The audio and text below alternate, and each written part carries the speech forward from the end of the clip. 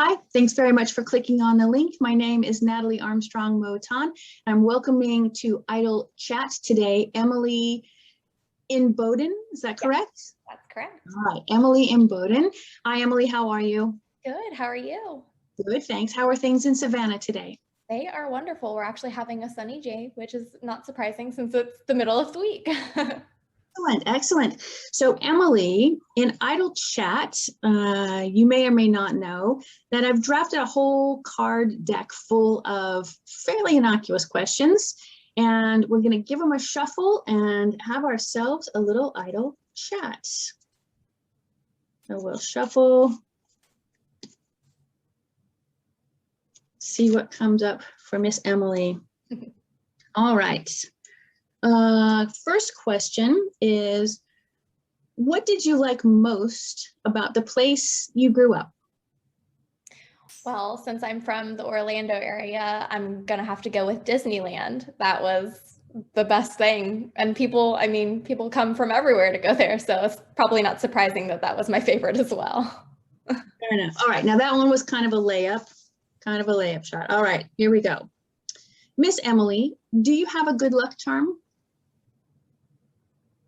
It's not a charm, so to speak, but I do have a lucky number. It's 3. It's always been 3. Because My birthday is March, the 3rd month, and then my birthday is the 3rd. So it's just always been, when you're selecting lucky numbers, number 3 is always in there. that's an obvious one. I like it. So do you plan things in 3s? Do you organize in 3s? Do you hang art in triptych styles? I do like the triptych styles and art. That is the one thing that I will say that I do tend to do that. And I don't think I ever considered if it was for my tendency for the number 3 or not. But I don't think I do a lot of things in 3. I just think that that's just the lucky number.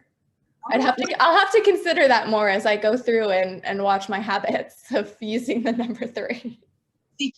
Miss Emily, the next question is, if you have the opportunity to design a new banknote, whose face would you put on the bill? Oh, do we have to pick a face? I don't know that I would put a face on there. Why do we have to put a face? It feels weird because normally there's, the political figures, the important people who have made history. And I'm finding it hard to draw up one person that I would select, just be different and not pick a person. What would you put on there? Well, I don't know, a bird, a flower? Either a bird. Yeah, I like the flower idea, something that is a important symbol. I think, if it was for, the United States, you go with the national bird or a figure, a symbol of something like that. Instead of we have too many bills with people on them already. Oh, well, we'll send a letter to the Treasury and let them know that. I'm sure they will take my advice with a grain of salt. You have messed this up. You need to call Miss Emily. She's got a flower. Right. We have enough people. Next bill, we're doing something different. Right, exactly. All right. Next question. If you live 1 month completely off the grid, would you consider this to be a vacation or a nightmare? I think I would look at it as a vacation. It's not something that I would probably enjoy at first because I'm very dependent on technology, but it is something that I'm kind of always in the back of my mind thinking, I use this too much. I'm on the computer too much. I'm on my cell phone too much. I'm doing too much with technology. It would be nice to have a break. So I'm sure it would be kind of split down the middle. I would miss the technology and I'd probably fight it a little bit, but I think at the end of it, I would have enjoyed having a nice vacation, a break from it all. That's fair. So what's your favorite app? What do you use most? So actually that goes into what I do for work currently. The app that I use the most is Portum, and it's a Portum Pass. It's an anonymous exposure app. And so it gives you notifications for, infectious risk. So if you've been exposed to somebody in the area, that also logs that, it pops up and lets you know. So that's probably the one that I use the most because it's, what I do for work. So I'm always checking in on that one.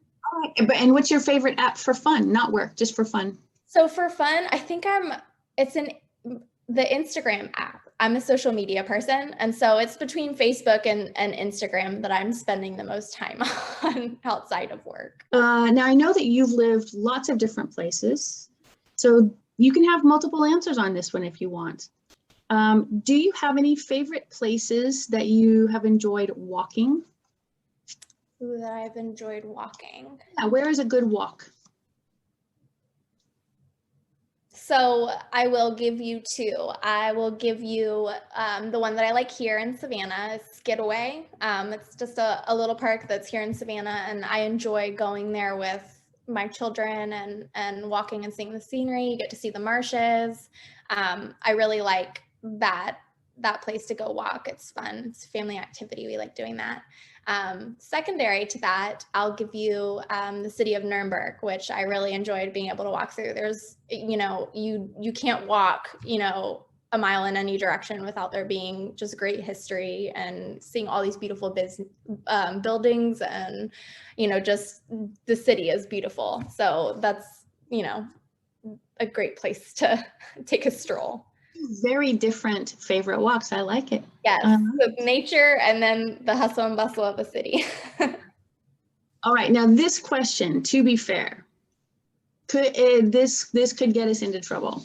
Oh no. If you're willing to tell me about it, what was the last photograph that you took? Oh, so that'll be on my phone. Let me look. I don't remember. I will tell you. It is a photo of my plants, actually, and I texted it to my husband. I'm not one for being able to take care of plants very well. They usually come to my house to die. So I have a fiddly fig tree that is actually doing really well and I'm proud of. And so despite my best efforts, it's growing and it's doing really well. And so I texted a picture of it to my husband and said, my plant is thriving. All right.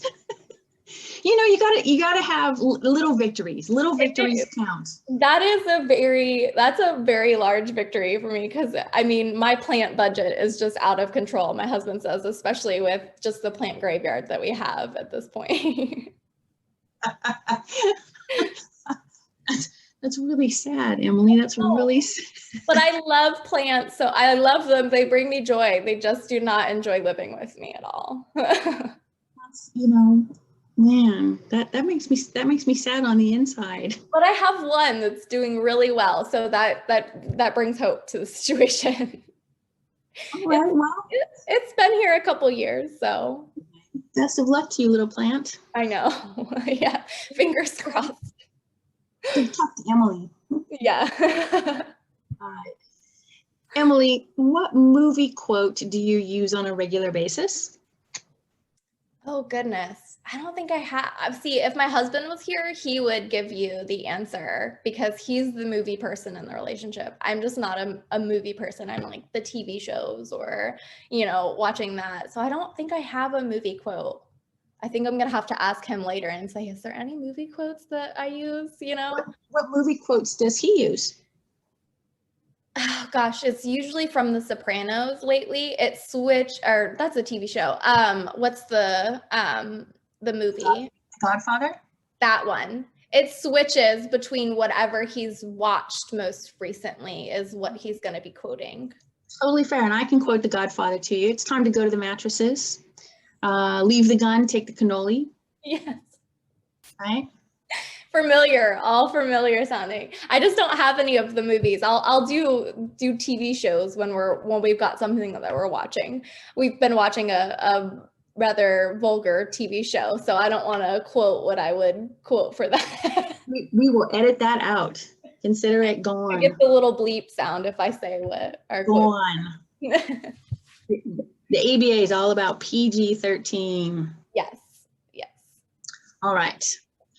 Miss Emily, if you could know the truth behind every conspiracy theory, but you would die upon knowing all of them, or that you hinted that you knew the truth to someone else, would you want to know? I don't think so. I don't think that would be worth giving up the remainder of my life for. I think it would be something that I would be curious to know, but I think even if you did know, would you be happy with that? I don't think I would. I don't think I would be happy knowing and that being it. You know, I know that there's some people that would enjoy that, but I don't think it would be worth it. All right, that's all right. You got to leave some things. I would rather live blissfully unaware. Fair enough. Fair enough. Miss Emily, which is scarier, snakes or spiders? Spiders. They're smaller. They can get into smaller places and just, you know, a snake I feel like is a little bit larger. It has to do more work and you can see it easier. Whereas a spider, you may not see it as quickly. So it has the sneak effect. Don't like that. Don't care for that. Yeah, I would go with both. Yeah, I don't care for either, but if I had to pick one. Exactly. All right. Do you happen to know any piece of trivia whatsoever that is interesting but completely useless? And if so, would you share it with us? I don't think I know any trivia off the top of my head. Usually I am, you know, the person that has this information and shares it with people, but it comes to me randomly throughout the conversation. Something else will remind me of this fun fact that is of no use to other people, but I can't think of anything on the spot. Like, you know, that's what idle chat is. You know, it's all about being put on the spot. Put on the spot, yes. No, but if I do think of that fun trivia fact, I will have, you know, I'll have no control over having to blurt it out later in the conversation. Yes, I will have to share it. That's fine. Pop it in here anytime. All right. What is the oldest thing that you own? Oh, so this is new. It's new to me anyways. It's very old. It is a trunk that my mother has carried around forever. It was her mother's before that. And I think it's a great grandmother's. It's from like the 1800s. So they say, but it's very old and you can tell that it's very old. And now it is my trunk to have forever and carry it on and hopefully keep it in good enough condition that it can go to my daughter. That is really cool. Good for you. Yeah, good something else that I'm gonna have to dig up the actual history on instead of just the family trail of here's this trunk. Good luck, right? No, that's really cool. Good for you. I was a little bit nervous that you were going to say, you know, your husband, but yeah, that's a much better answer. Yes, the trunk. I'm sure he'll be thankful that I mentioned that instead of it. Right. So look, before I get to my very last question, I do want to give a shout out to your husband, encourage you to do the same. He's in the military serving our nation's best interests, and we want to thank him for his service. Do you want to say hello? Thank you very much. Yes. Oh, hello. I appreciate everything that he does and everything that all of the other service members who have signed up for the military do for our country. I really do appreciate that. And thank you for giving that shout out. I'm sure that they'll appreciate that as well. Right, but you know, it's my pleasure, of course, but it's not just the service members, it's also their families. Military families serve too. Yes. So we always appreciate all of our men and women, all those who have served, who are currently serving, but we also really appreciate their families because that's a big ask. The behind the scenes to keep things moving while they're gone, so they can do their job. Yeah, all the backstage workers. All right. So Emily, last question. Tell me please what it is that you love